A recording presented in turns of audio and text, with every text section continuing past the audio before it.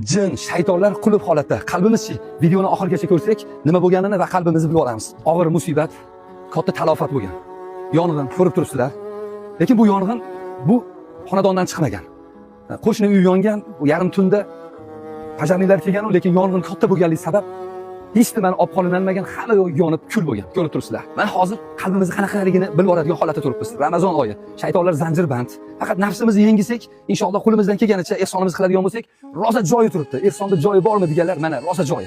Azizlar, eng og'irli nuqtaga qaratamiz e'tiborni. Olib kelingda. Eng og'irli nuqta nima deganimizda, bu oilada yosh qizalog'imiz bo'lganlar. Shu qizalog'imizda bemorlik bor, Hindiston davlatiga olib borib operatsiya qilish uchun mablag' yig'ishgan, dokumentlarni tayyorlab, shu kunlarda borish kerak bo'lgan paytda Allohning sinovi bo'lib, hamma yo'q yonib, dokumentlar u o'sha to'plangan mablag'lar hamma yo'q kul bo'ldi yonib. Ko'rib turibsizlar. Endi shu narsada bir narsani aytamizki, qarang, obro'yimiz bo'ladimi? Pulimiz bo'ladimi? Kuchimiz bo'ladimi? Alloh taolo bitta ko'zimizni ochib yumgunimizcha olib qo'yishi hech nima emas. Siz bizga ham sinov, bu oilaga ham sinov.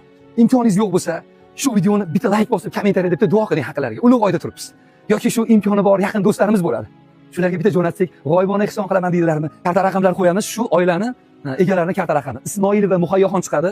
Boshqa kartalarga tushirmanglar, iltimos. Shunaqangiz insonlar ham borki, o'zini kartasini qo'yib bu videolarni chiqarayotganlarga ham guvoh bo'lyapmiz. Agar shunday qilayotgan insonlar, ilohim Alloh taolo sizga bundan ham og'ir musibatni berib qo'ysin. Bitmaydigan musibat bersin. Shu videomizni iltimos, kengroq tarqatib, qo'limizdan kelgan yordamimizni qilaylik. Imkoningiz yo'q bo'lsa aytibmiz-ku, bitta like bosing, yaqinlarga jo'nating. Ramazon oyida zakot beraman deganlar bormi? Birovlarning omonati ham bo'lgan ekan, shunaqa deb eshitdik. Hamma yo'q yonib kul bo'ldi. Shunaqa sinovda turibmiz. Bir qanchadan qancha to'qlarni chaqirib iftorlik qilib beryapmiz. Mana joyi turibdi do'stlar. Ehsonni qiladigan joyi.